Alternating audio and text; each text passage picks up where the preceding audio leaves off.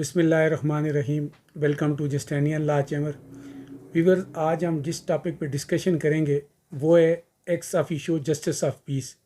Justice of peace क्या है, और जब भी कोई कंप्लेंट या कोई ऐसी इशू जिसमें मुकामी पुलिस किसी भी पार्टी की ग्रीवेंसेस या किसी की कोई ऐसी कंप्लेंट हो वो रजिस्टर्ड ना करे, तो उसके पास क्या फोरम है, वो किस जगह पे जाके अपनी दादरसी हासिल कर सकता है।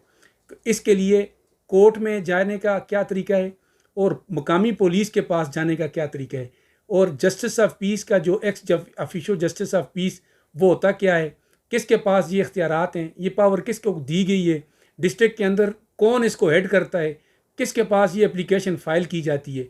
तो इस पे आज हम डिस्कशन करेंगे। तो मैं जो स्टार्ट लेता हूँ कि जस्टिस ऑफ पीस की जो एप्लीकेशन है वो फ़ाइल की जाती है 22A के तहत। 22A जो है CRPC की सेक्शन है, code of criminal procedure code, उसमें इसका जिक्र है कि 22A की जो सेक्शन है उसमें जो सब क्लास 6 डील उसको करती है कि जब भी कोई मुकामी पुलिस किसी के ख़िलाफ़ कोई इस तरह का केस कोई दर्ज कर नहीं करती, तो उस बंदे के पास, उस एग्रीव पार्टी के पास ये फोरम है कि वो पुलिस के ख़िलाफ़ वो जाके अपनी कंप्लेंट डायरेक्ट दायर करता है।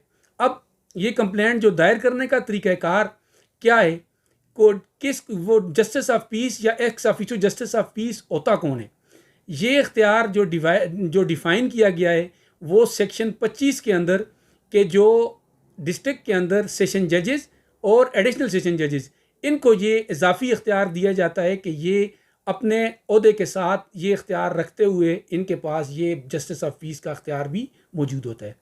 अब कंप्लेंट जब इनके पास फ़ाइल की जाती है तो कौन कौन से मैटर में ये कंप्लेंट को सुन सकते हैं, कौन कौन से ऐसे मैटर्स हैं जिस मैटर में ये कंप्लेंट इनके पास फ़ाइल की जाती है।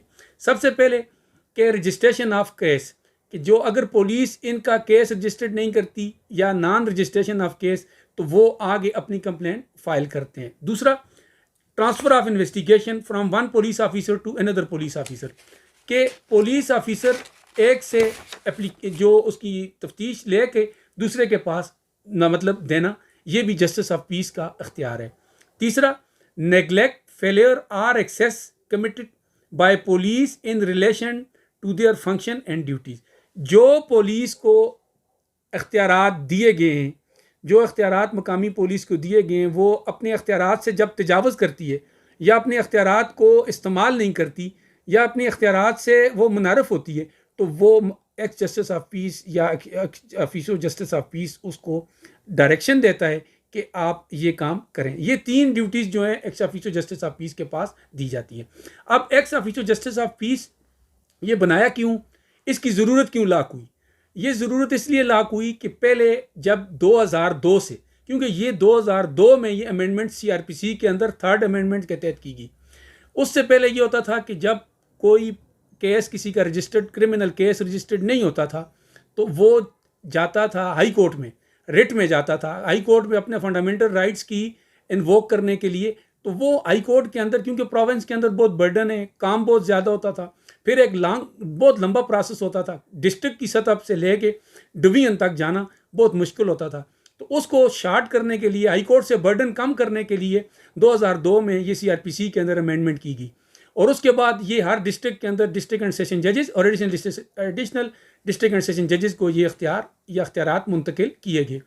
उसके बाद ये जब ये प्रोसेस चलता रहा, ये 2020 में नेशनल जुडिशल पॉलिसी में एक ये मीटिंग्स के अंदर ये डिस्कस किया गया और एक पॉलिसी वज़ा की गई। 2 चीज़ें जिसमें आपने सुना होगा, एक मॉडल कोर्ट्स का क़याम में अमल में लाया गया, और दूसरा ये आसिफ सईद खोसा साहब के दौर में इस तरह हुआ कि इनको नेशनल जुडिशल पॉलिसी के अंदर ये डाला गया कि आप डायरेक्ट कोर्ट में जस्टिस ऑफ पीस की एप्लीकेशन दायर नहीं कर सकते, या इस्तिगासा 22A का आप दाखिल नहीं कर सकते। उसके लिए हर डिस्ट्रिक्ट के अंदर SP कंप्लेंट सेल जो होता है, आप सबसे पहले अगर मुकामी पुलिस आपकी कंप्लेंट, आपकी FIR, आपका केस रजिस्टर्ड नहीं करती, तो आप सबसे पहले वहाँ पे जाएंगे। वो SP जो कंप्लेंट सेल है डिस्ट्रिक्ट के अंदर, वो अगर आपकी दादरसी नहीं करता या उसके पास की आपकी एप्लीकेशन जो फाइल करते हैं, तो उसके बाद आप कोर्ट में आएंगे और कोर्ट में आके ये एप्लीकेशन फाइल करेंगे। अब ये जो प्रोसीजर बताया गया, ये टाइम टू टाइम इसको रिव्यू किया गया। पहले ये था कि डायरेक्ट दाखिल कर देते थे, फिर उसके बाद अभी उन्होंने कहा कि आप पुलिस के पास पहले जाएं, पुलिस का जो फोरम है वो आप ख़त्म करने के बाद आप कोर्ट के अंदर आएँ, ताकि डायरेक्ट कोर्ट के ऊपर भी बर्डन ना पड़े। ये तो थोड़ा सा उसकी आपके सामने ये चीज़ डिस्कस की गई कि जी जस्टिस ऑफ पीस के अख्तियारात क्या हैं, जस्टिस ऑफ पीस की कंप्लेंट कब फाइल की जा सकती है, क्यों फाइल की जा सकती है, कौन कौन से केसेस में फ़ाइल की जा सकती है। और जस्टिस ऑफ पीस का बेसिकल जो मकसद या जो उसका वो है, वो ग्रीवेंसेस को रिड्रेसल करना, जो कोई भी अग्रीव्ड है उसकी ग्रीवेंसेस को रिड्रेसल करना, ये जस्टिस ऑफ पीस के अख्तियार में आता है। तो इसको इसलिए ये बिल्कुल हमने शार्ट किया, क्योंकि इसके साथ 22A की जो सेक्शन है वहाँ से 5 से ऊपर वो उसको हम उसके अंदर हम इसलिए उसको टच नहीं किया, सिर्फ और सिर्फ हमने कन्फाइन किया है 22A(6) के तहत। फिर जो 25 इसके साथ जो है कि उसके अंदर डिफिनेशन की है कि 22A के साथ जो डिफिनेशन क्लास है वो 25 की है कि CRPC। तो ये आज हमने आपके साथ 22A ये जो सेक्शन है उसको हमने डिस्कस किया। जस्टिस ऑफ पीस क्या है, जस्टिस ऑफ पीस की जो अख्तियारात क्या हैं, किन किन मैटर में वो उसकी जुरिस्डिक्शन बनती है। तो व्यूवर्स इंशाअल्लाह ताला उम्मीद रखते हैं कि आप जस्टिस ऑफ पीस के हवाले से जो आज हमने डिस्कशन की है तो वो आप उससे मुस्तफ़ीद होंगे। अगर इसके अंदर कोई और मज़ीद चीज़ डालने चाहते हैं तो आप हमारे साथ इनबॉक्स में आगे शेयर करें। तो इंशाअल्लाह ताला मिलते हैं अगले प्रोग्राम तक, इजाज़त दीजिए। अस्सलाम वालेकुम।